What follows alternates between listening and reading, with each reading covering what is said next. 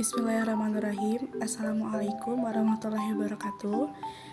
Di sini kami akan membawakan materi yang berjudul Konsep Dasar Kreativitas Anak Usia Dini. Sebelumnya, izinkan kami membawakan pantun sebagai perkenalan dari kelompok kami. Rakyat turun bertemu pemerintah, turun gunung demi kedaulatan Indonesia. Elok perangai memperlihatkan wajah, salam sejahtera dari kelompok 3.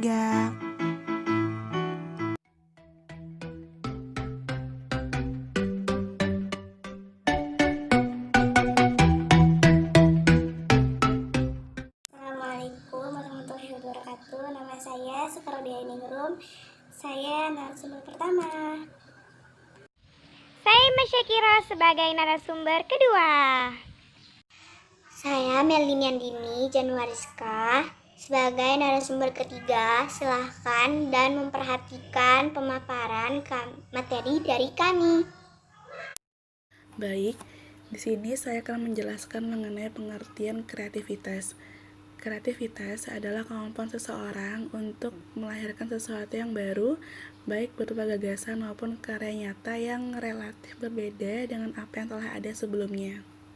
Hal penting dalam kreativitas ini bukanlah penemuan sesuatu yang belum pernah diketahui oleh orang sebelumnya, melainkan kreativitas ini merupakan sesuatu yang baru bagi diri sendiri dan tidak harus merupakan sesuatu yang baru bagi orang lain atau dunia pada umumnya. Manfaat kreativitas anak yang pertama itu anak akan menjadi lebih produktif, yang kedua mengurangi ketergantungan terhadap gadget, yang ketiga mengembangkan kecerdasan anak, yang keempat melatih seorang anak untuk memiliki kemampuan melihat kemungkinan yang ada, yang kelima melatih anak untuk berpikir lebih luas. Selanjutnya ada hubungan kreativitas dengan inteligensi. Penelitian Torrance mengungkapkan bahwa anak yang kreativitasnya tinggi mempunyai taraf IQ di bawah rata-rata IQ teman sebayanya. Dalam konteks keterbakatan, ia menyatakan bahwa IQ tidak dapat dijadikan sebagai kriteria tunggal untuk mengidentifikasi orang-orang yang berbakat. Berbagai penelitian mengenai hubungan antara keduanya melaporkan hasil yang berbeda-beda. Pada intinya, penelitian itu membuktikan bahwa sampai tingkat tertentu terdapat hubungan antara keduanya. Namun, pada tingkat IQ di atas 120, hampir tidak ada hubungan antara keduanya. Artinya, orang yang IQ-nya tinggi mungkin kreativitasnya rendah ataupun sebaliknya. Dengan demikian, kreativitas dan inteligensi merupakan dua domain kecakapan manusia yang berbeda. Baik inteligensi maupun kreativitas tidak bisa dijadikan kriteria untuk menentukan bakat seseorang. Selanjutnya saya persilahkan untuk Mbak Ima Syakiro. Terima kasih kepada Saudari Sekar. Saya akan membawakan materi tentang mekanisme kreativitas. Yang pertama adalah persiapan, meletakkan dasar, mempelajari latar belakang masalah, seluk-beluk problematikanya. Yang kedua ada inkubasi, mengambil waktu untuk meninggalkan perkara, istirahat, dan waktu santai. Yang ketiga ada iluminasi. Tahap iluminasi merupakan tahap yang paling menyenangkan sebab bagian yang paling nikmat dalam penciptaan. Yang keempat ada konsentrasi, yaitu orang kreatif biasanya serius, perhatiannya tercurah dan pikirannya terpusat pada hal yang mereka kerjakan. Yang kelima ada verifikasi atau produksi, memastikan apakah solusi itu bisa memecahkan masalah. Jika sudah menemukan ide, gagasan, penyelesaian, cara kerja baru, kita harus mewujudkannya.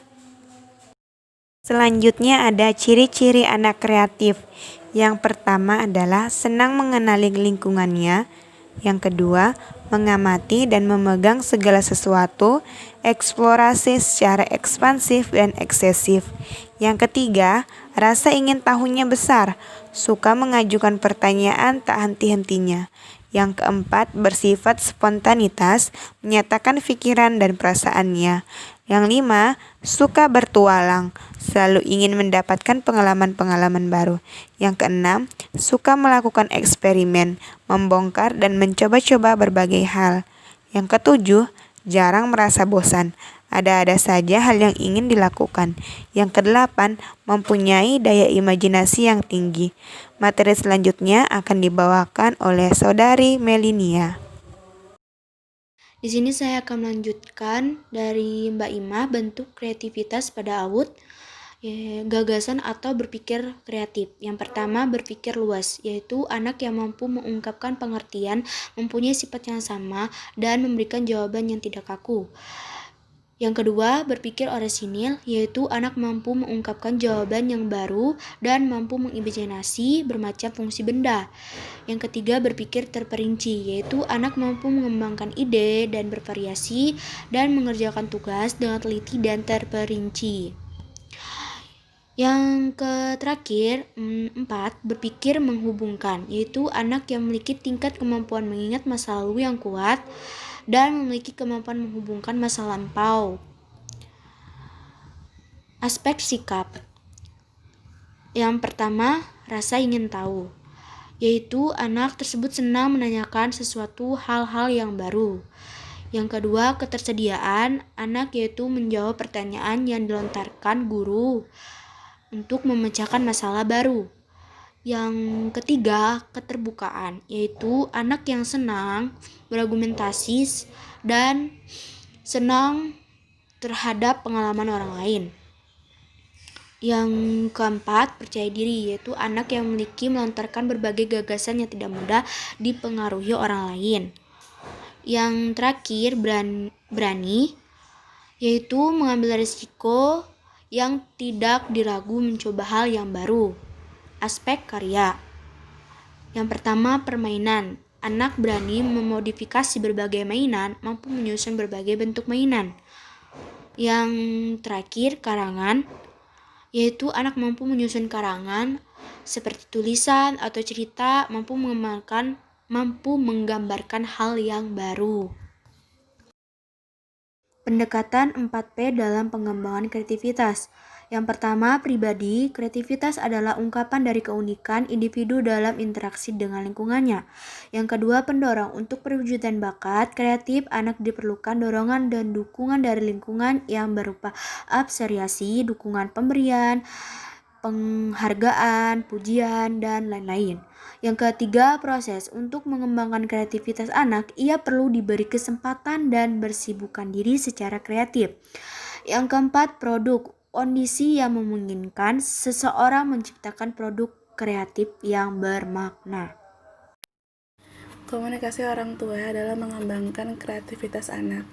Komunikasi adalah proses di mana suatu pesan dialihkan dari sumber kepada satu penerima atau lebih. Lingkungan yang pertama dan utama dalam pendidikan anak adalah keluarga.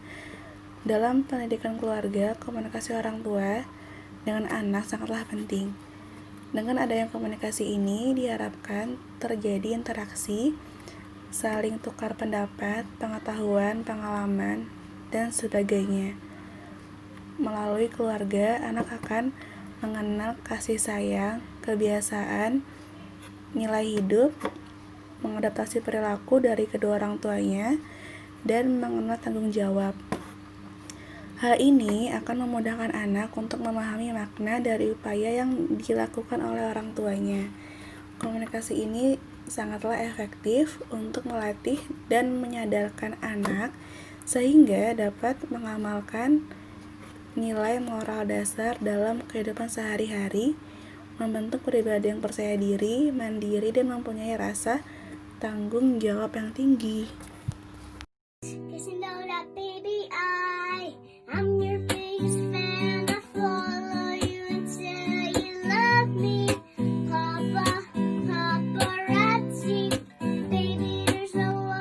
Demikian materi dari kami. Jika ada yang ingin bertanya, silakan bertanya dan sebutkan nama dan kelompoknya. Jangan lupa like dan subscribe ya.